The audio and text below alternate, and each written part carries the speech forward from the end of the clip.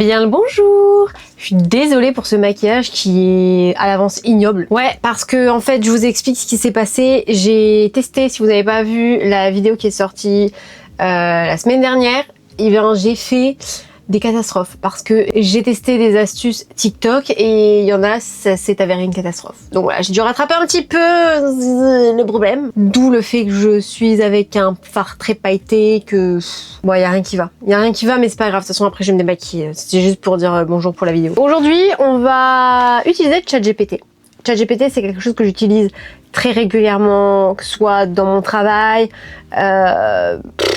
avec les réseaux sociaux, clairement, pour faire des prompts, tu fais des descriptions, tu fais tout, en fait. Chose que en 2019, je n'avais pas pour faire toutes mes descriptions YouTube. C'est un bel outil qui sert beaucoup. Donc, on va l'utiliser aujourd'hui, mais pas pour n'importe quoi. On va l'utiliser pour qu'il juge et qu'il note sur 10 mes maquillages, tout confondu. Effets spéciaux, artistiques et classiques. On va voir si il est efficace pour ça. On va voir ce qu'il en dit, etc. Donc écoutez, on va regarder ça ensemble. On va d'abord lui demander ce maquillage. Alors, on va lui dire. Alors, on va lui dire, donne-moi une note sur 10 pour ce maquillage. Et surtout, dis-moi vraiment ce que tu en penses. Et quoi améliorer, on est d'accord. Alors, qu'est-ce qu'il me dit? Je vais être assez exigeant parce que c'est ce que tu demandes. Ça, c'est cool. Ma note, 8,5 sur 10. À première vue, l'impact visuel est très fort. Le maquillage est immédiatement lisible comme un crâne stylisé. Bon, déjà, il a compris ce que c'était.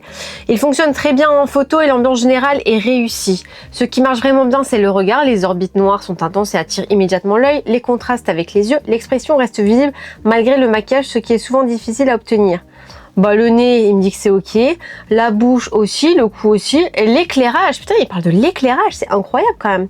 Ce que j'améliorerais, ça c'est bien à savoir, les orbites pourraient être plus anatomiques. C'est le point principal. Actuellement, elles sont très graphiques et symétriques, mais un peu maquillage plutôt que crâne. Pour gagner en réalisme, descendre légèrement davantage sous les yeux, creuser davantage le coin interne des orbites, ajouter quelques dégradés gris-noir sur les bords. Et j'avoue, et il trouve que le front est très vide. Après, je suis désolée les gars, je me suis clairement inspirée de Tate Langdon, le make-up de American Horror Story. Donc là, ça veut dire qu'en gros, il remet en question aussi le travail de la maquilleuse qui a fait ça. Parce que le front est très vide. Je me suis inspirée de son make-up, donc le front de Tate est vide aussi. Le bas du visage est très détaillé, mais le front reste quasiment nu. Quelques fissures fines. Et il est détaillé, hein. Le regard montrerait naturellement vers le haut du visage. Les dents manquent un peu de volume, plus d'ombrage sur les joues.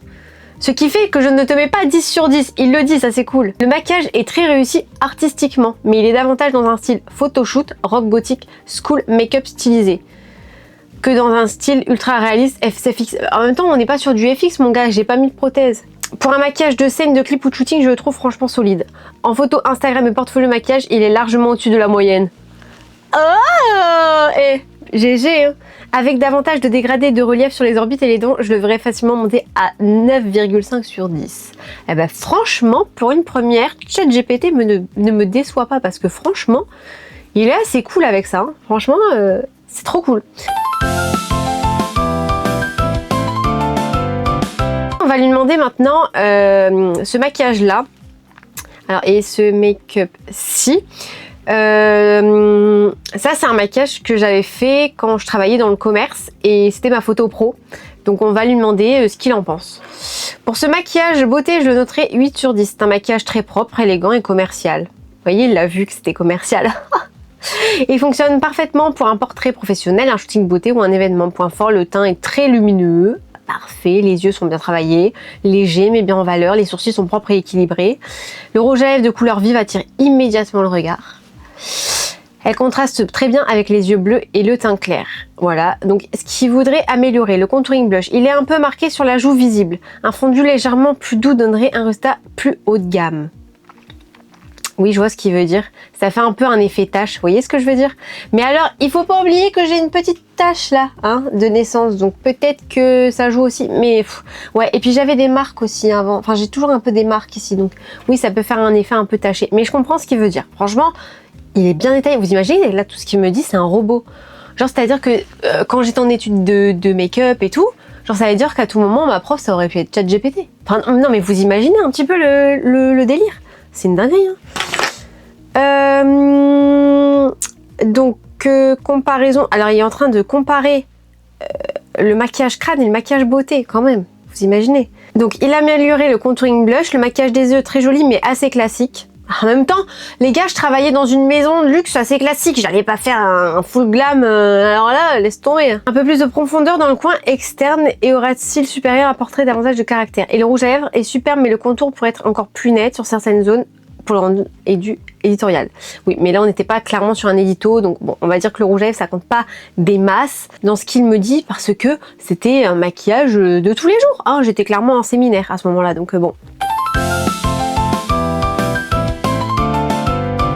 Maintenant, tiens, qu'il nous parle de FX, on va lui demander celui-ci. J'admire comment il est rapide à analyser l'image. Oh, 9 sur 10. On manque d'un cran là. Il y a quelque chose qui fonctionne particulièrement bien avant même de regarder les détails. Il raconte déjà une histoire. Je suis désolée si je parle vite, je vous jure mon cerveau il va à ce rythme là. On est plus seulement dans un maquillage, on est dans un personnage. Hey. Ce qui est très réussi, la palette des couleurs, les tons verdâtres, grisâtres, rougeâtres donne immédiatement une impression de décomposition. Rien ne paraîtrait trop propre ou trop Halloween de magasin. Le travail de texture, taches, salissures, échymoses, irrégularités sont crédibles, la peau semble réellement malade et nécrosée par endroits. Alors, les yeux, c'est probablement l'élément le plus fort de l'image. Le blanc des lentilles crée un effet extrêmement perturbant. Bon, bah ça, j'ai envie de te dire, j'ai juste foutu mon doigt dans l'œil. J'ai rien fait. Les ombres rouges autour des yeux renforcent l'expression de fatigue et d'infection. Oui, ça, j'avoue que j'avais GG. Je crois que ce make-up, il date de 2021. Hein. Je sais plus. La continuité buste cou, excellent point. Beaucoup de maquillages FX sont très bons sur le visage, mais s'arrêtent brutalement au cou. Bon, ici, ils descendent bien sur les clavicules. Ce qui pourrait être plus poussé. Donc le nez, c'est la zone qui attire mon attention. La texture semble un peu plus maquillage, appliqué que chair abîmée. Un peu plus de relief, de dégradé, d'asymétrie renforcerait le réalisme. Quelques zones trop homogènes. Les joues et le front pourraient avoir davantage de variations de couleurs. Ouais, j'avoue. En fait, c'est ça. Quand tu fais du maquillage artistique, tu veux trop le parfait. Sauf que quand tu fais du FX, normalement, il faut... Enfin, ça dépend lesquels de FX, mais tu dois pas faire du total parfait quand tu fais ce genre de make-up. Un peu compliqué, hein. J'avoue que quand t'es dans le beauté, tu veux que ce soit parfait, que ton blush soit symétrique, il doit être pareil. Là, dans le FX, pas du tout. Donc quand je vous dis que c'est pas donné à tout le monde, par exemple, de faire du maquillage FX ou une personne qui passe du FX à la beauté ou de la beauté au FX, je vous jure que c'est pas des lol parce que c'est vraiment pas la même chose en termes de maquillage. Donc tu peux avoir des personnes qui sont très très bons en maquillage beauté, en FX ils vont savoir rien faire et comme en FX t'en as, ils vont être super bons et en beauté ils vont savoir rien faire non plus, ils vont pas savoir te coller des fossiles. Donc comment te dire que vraiment, voilà, je suis pas en train de, attention, hein, je suis pas en train de dénigrer quoi que ce soit ou qui que ce soit, bien évidemment je fais un gros disclaimer là-dessus, mais juste pour vous dire, enfin voilà, qu'il y a vraiment des maquilleurs spécifiques par spécialité. Je sais que moi je fais un petit peu de FX, mais je suis pas hyper calée dans le domaine, enfin je suis pas hyper pro là-dedans. Bah écoutez, on est sur des très bonnes notes, je suis très étonnée. Dis donc de ChatGPT là actuellement, de très très belles notes. Hein.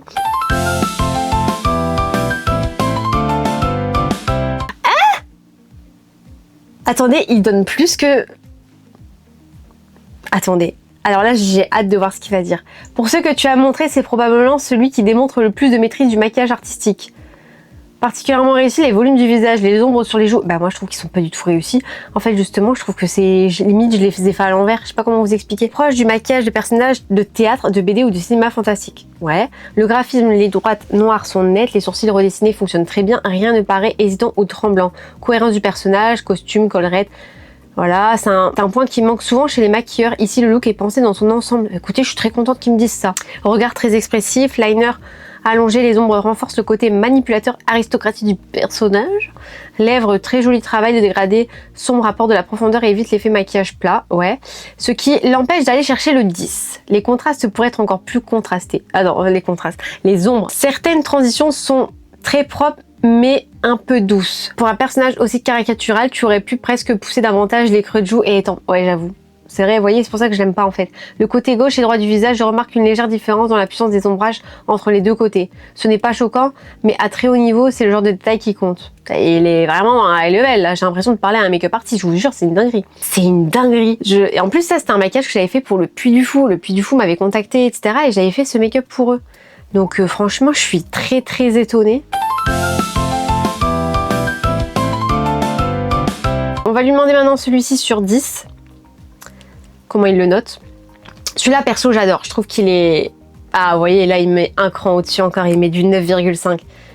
Impression de signature artistique personnelle. Voilà, c'est exactement ce que j'ai voulu montrer. Ça, c'est vraiment du freestyle total. J'ai fait mon truc, hop, hop, hop, hop, hop, et je l'ai fait moi-même. Pourquoi aussi haut? Excellent sens de la couleur. Le bleu électrique, le rose fuchsia et le jaune acide et le blanc fonctionnent notamment bien ensemble. Beaucoup de maquillages très colorés deviennent vite confus. Ici, l'ensemble reste très cohérent. Oui. Très bonne composition, les lignes noires guident le regard à travers tout le visage et le body painting. Mon œil circule naturellement entre le front et les yeux, les lèvres et puis le buste. Fusion visage, les éclaboussures, les textures, très bien. Le regard reste visible. Écoutez, voilà. Alors, quelques zones sont un peu plus chargées que d'autres. La partie droite du visage gauche, donc sur la photo, est extrêmement riche. Certaines zones, du coup, paraissent légèrement moins travaillées en comparaison. Un peu plus de contraste local, certaines couleurs se mélangent tellement bien qu'elles perdent parfois la définition. Quelques points de lumière ou de noir très francs supplémentaires pourraient renforcer encore l'impact. On continue. Je vais lui demander celui-ci, ce qu'il en pense, parce que celui-ci je l'avais fait, je m'étais inspirée de ma robe et j'avais créé ce maquillage pour M6, parce que oui, j'étais passée chez M6. D'ailleurs, si vous voulez le lien, je vous le mettrai en description. Mais celui-ci, il augmente encore. Et on va finir avec un 10 sur 10, non? Celui-ci, je le mets 9,7 sur 10. Franchement, c'est probablement le plus abouti de ceux que tu as montré. Maîtrise des formes, les courbes épousent parfaitement la structure du visage. Chaque zone colorée semble pensée pour motiver la perception des volumes. Certaines influences entre le cubisme, le pop art et l'illustration éditoriale. Ouais. Bleu, vert, acide, orange, violet, noir, c'est risqué. Pourtant, les couleurs ne se battent pas entre elles. Ouais. L'ensemble reste lisible malgré l'intensité. Celui-là, j'avais kiffé aussi. Les contours sont nets, les transitions sont propres, les formes restent cohérentes du visage jusqu'au torse. Je sais même plus combien de temps j'avais mis, mais je crois que j'avais mis 1h15, 1h30. J'avais été super vite. Parce qu'en plus, j'avais fait ça dans les locaux d'M6.